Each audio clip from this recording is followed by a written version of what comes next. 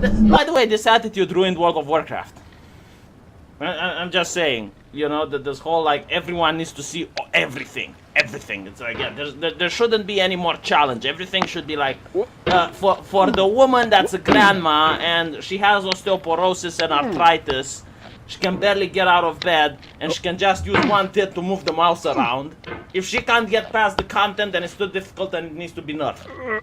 Like that type of mentality, which really made me just, okay, no, that's not for me. That's, you know, you do you. But what I also find interesting, right, is that he talks about how video games are now supposed to be for diversity and shit. How more people are playing video games based on skin colors and stuff. And he doesn't understand, it's like, if the message is about inclusivity, then why do we have hard games? So you're basically saying, you twat, that minorities are incapable of playing video games? They literally are, and when I say they, I say social justice, you know, activists.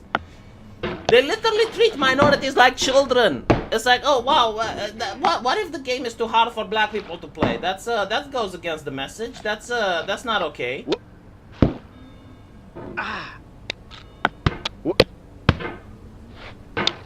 So yeah, I'm going to fight against this mentality. No, games. I'm not against games having many difficulties, right? It's fine. He actually talks about, like, this individual, John Kane. I've never heard who the fuck he is, and yet he's got me blocked on Twitter. I don't know why, but all right. So he talks about John Kane, who has, like, different takes on how difficult it should be. Like, I'm only here to take the pictures. I want a challenge. It's my second playthrough. I want a normal difficulty. I will just, yeah, whatever. I don't care. You know what? Do what the guy who blocked me wants. But if you're a video game journalist, I do expect that you fit some standards. Right? If you want to write reviews for me, I do expect that you at least play the game on normal, competently, because you've been working there for... I mean, I just can't get it. It's like, this is your job. This is what you're supposed to do. If you had any other job, if I was a doctor and I was dicking around, and, you know, not doing my job properly, would you still consider, like, if I was a doctor and I couldn't write proper grammar, and people would struggle to understand what I wrote, and precious time at the hospital would just be allocated to see, you know, the hieroglyphs that I have written down on my observation paper.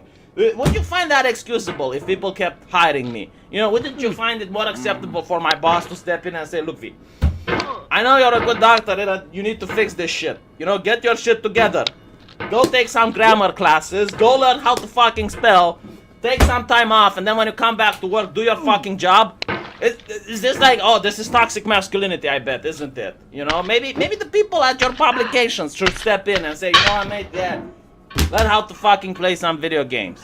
Or find another job. Write something else. Write mommy blogging or some shit, because you do act like a mom. You try to mommy up the place. Telling other people how to behave and how to feel about other people playing easy games. Oh, we should all play nice here. Don't judge other people for playing easy video games. How old are you, mate, and what is your gender?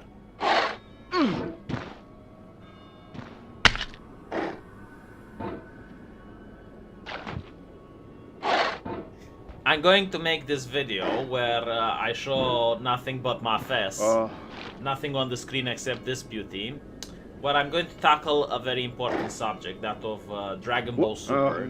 And why exactly is it that a lot of the community of the old fans from Dragon Ball Z seem to have issues with Dragon Ball Super. And I think the people who are criticizing it haven't given it enough thought. They're just criticizing the symptom, but not the root of the problem. And I think the root of the problem is that Dragon Ball Super is attacking the fundamental logic within the lore of Dragon Ball Z. Right? Now, you need to understand that this is, like any other work of art, a universe. And every universe needs to have its own rules. Even though they're definitely 100% not the same as the rules in our universe, within the story of Dragon Ball Super, it still operates based on some fundamental laws. And when those laws are broken, it causes cognitive dissonance to the viewer, and this is why the viewer gets upset. So what I'm talking about, this is like, how exactly would you get strong in Dragon Ball? Like, what exactly would you need to do if you were right now being transported into the universe of Dragon Ball Z as a character? What exactly would you need to do in order to, let's say, reach the level of Tenshin Han?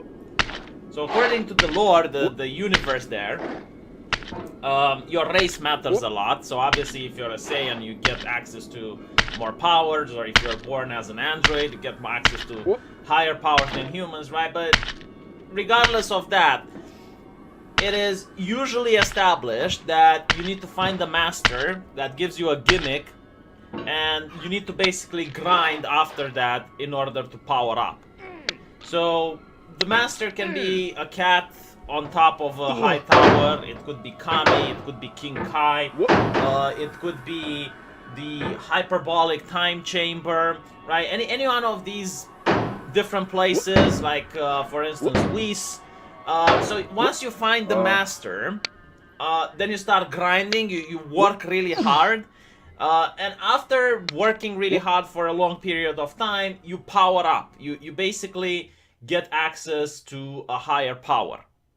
And what's interesting about Dragon Ball Z is that once